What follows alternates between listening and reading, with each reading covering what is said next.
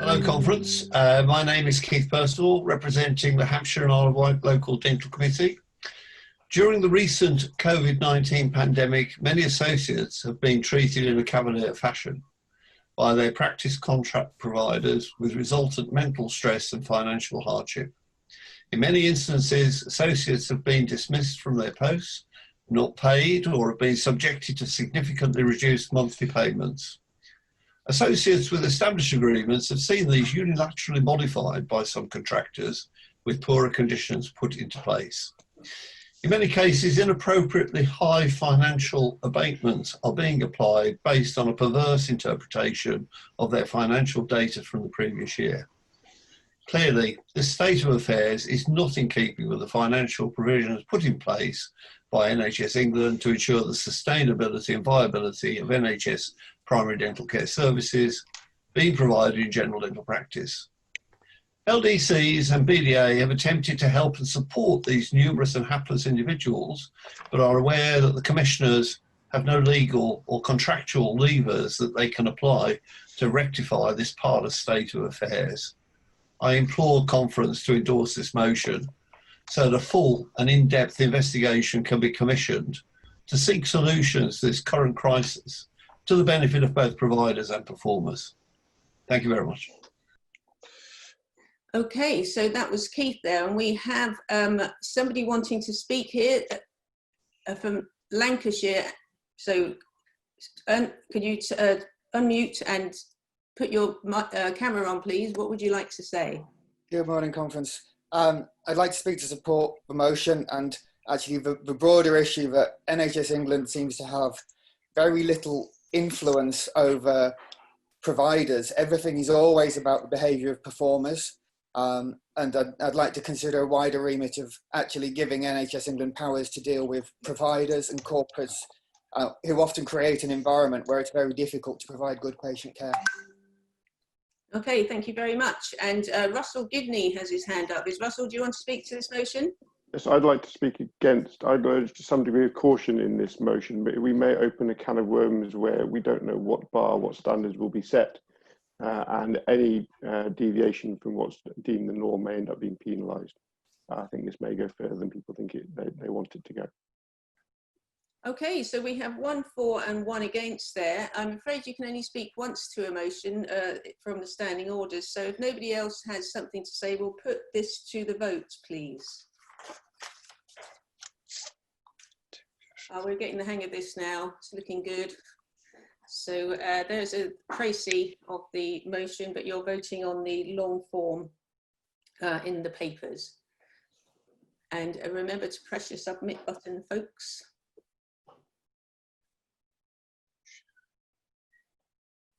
Should be getting a result up here shortly. So let's see. Okay, well that is carried.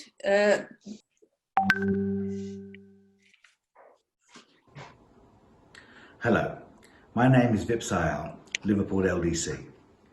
Conference, Liverpool LDC asks that where the BDA finds evidence of unscrupulous behaviour with regards to the unfair treatment of associates in their dispute resolution negotiations, the responsible GDC CQC registered provider of the contract be held to account and referred to the necessary regulator.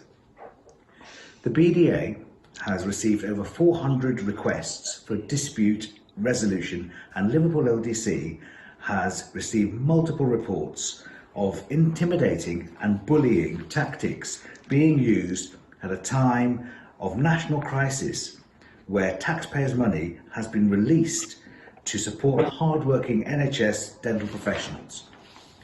The behaviour of these providers should not be tolerated. A CQC registered practice has to prove it is well led, not only for its staff, but also the way its contractors are treated.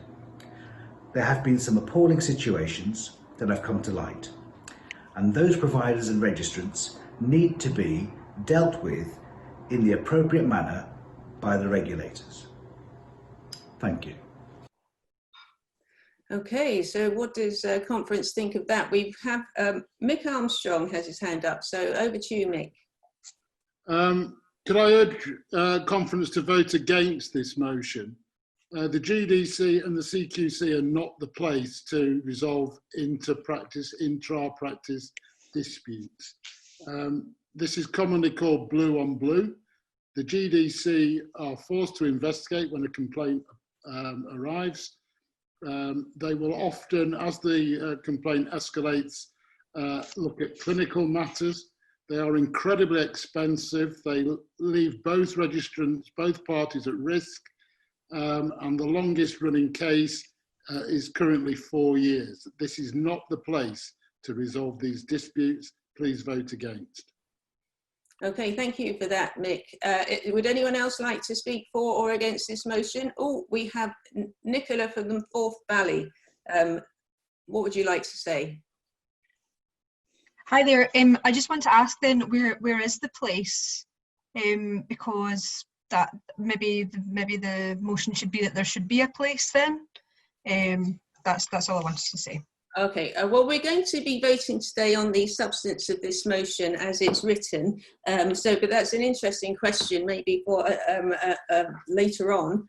But could we, I don't think we have anybody else wanting to speak to this at this point. So let's go to the vote for motion 5.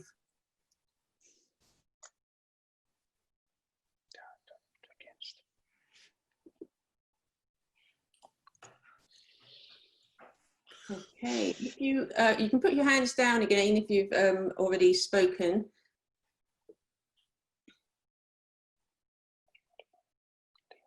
So let's see what conference thinks of this. We're going to get the result fairly shortly. And oh, that motion has been defeated quite clearly. So this conference calls upon the GDPC and the BDA to ensure that a protected seat is created for a career associate on the GDPC executive.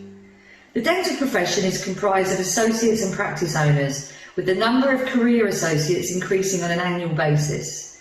A career associate is defined in this instance as a dentist who begins and ends their career having never been a practice owner.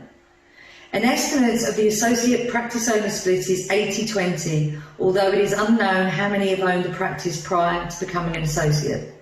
In basic terms, most of the dental profession in England working in primary care are not practice owners, and this means the capacity, interests and aspirations of the workforce are fundamentally different to what they have been historically. We aim to ensure that these career associates have their voice heard where it matters. To do this, there has to be a protected seat on the GDPC exec that is filled by a colleague who is a career associate. Okay, thank you for that, Sarah. Now, does anybody have anything they'd like to say to that motion? Don't appear to have anybody, so we can go straight to the vote on that. So this is motion 6, Sarah Canavan.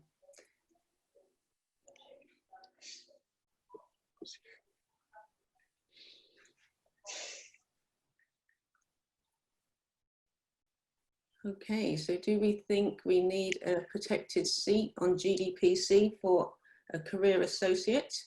Don't forget to press your submit buttons.